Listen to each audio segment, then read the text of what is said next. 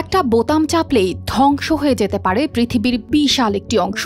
শব্দহীন সেই আতঙ্ক, আকাশে আগুনের গোলা আর মাটির নিচে লুকিয়ে থাকা অদৃশ্য মৃত্যুফাঁদ এখন আর কল্পকাহিনী নয়। এই ভয়ঙ্কর শক্তি আজকের বিশ্ব শক্তির মানদণ্ড।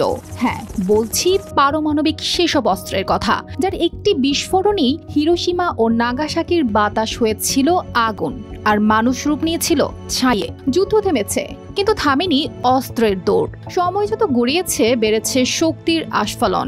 একসময় যাচ্ছিল কেবল যুক্তরাষ্ট্র ও রাশিয়ার হাতে, এখন তা ছড়িয়ে পড়েছে আরও 7টি দেশের কাছে।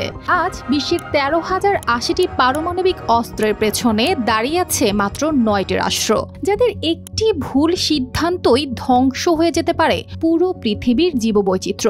ভয়ঙ্কর প্রতিযোগিতার এই বিপজ্জনক খেলায় কোন দেশ কত নম্বরে আছে তা জানাবো আজ। রাশিয়া। সবচেয়ে বেশি পারমাণবিক অস্ত্র রয়েছে রাশিয়ার হাতে, প্রায় 5,977টি। যদিও এর মধ্যে 1,500-এর মতো অকার্যকর, তবুও বাকিগুলো এমন শক্তিশালী যে মুহূর্তেই ধ্বংস করতে পারে শহর থেকে মহাদেশ। এই অস্ত্রগুলোর এক বিরাট অংশ মোতায়েন করে রাখা হয়েছে যুদ্ধের সম্ভাব্য প্রস্তুতি হিসেবে। পুতিনও একাধিকবার বলেছেন, রাশিয়া আক্রান্ত হলে নিজেকে রক্ষা করতে সব উপায়ই ব্যবহার করবে, এমনকি পারমাণবিক। শাইনি চুলে এখন হবে সব হেয়ারস্টাইল। সিল্কোর দ্বিগুণ শাইনি চুল প্রতিদিন। অস্ত্র। মার্কিন যুক্তরাষ্ট্র রয়েছে তালিকার দ্বিতীয় স্থানে 5,428টি অস্ত্র নিয়ে। তারা একদিকে মজুদ কমানোর কথা বলেও অন্যদিকে যুক্ত করছে F-35, B-112 বোমা ও আধুনিক ক্রুজ মিসাইল। রাশিয়া এই পরিবর্তনকে বলছে যুদ্ধক্ষেত্র উপযোগী অস্ত্র তৈরির প্রক্রিয়া।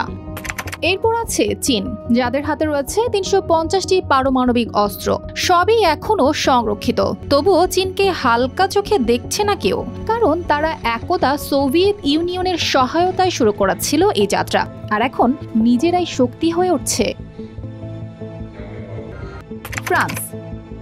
ফ্রান্সের মজুদ 290টি, যুক্তরাজ্যের 225টি। ফ্রান্স বেশ আত্মবিশ্বাসী অবস্থানে রয়েছে, বিশেষ করে যখন রাশিয়ার হুমকির জবাবে তারা ন্যাটোর অস্ত্রের কথাও মনে করিয়ে দেয়।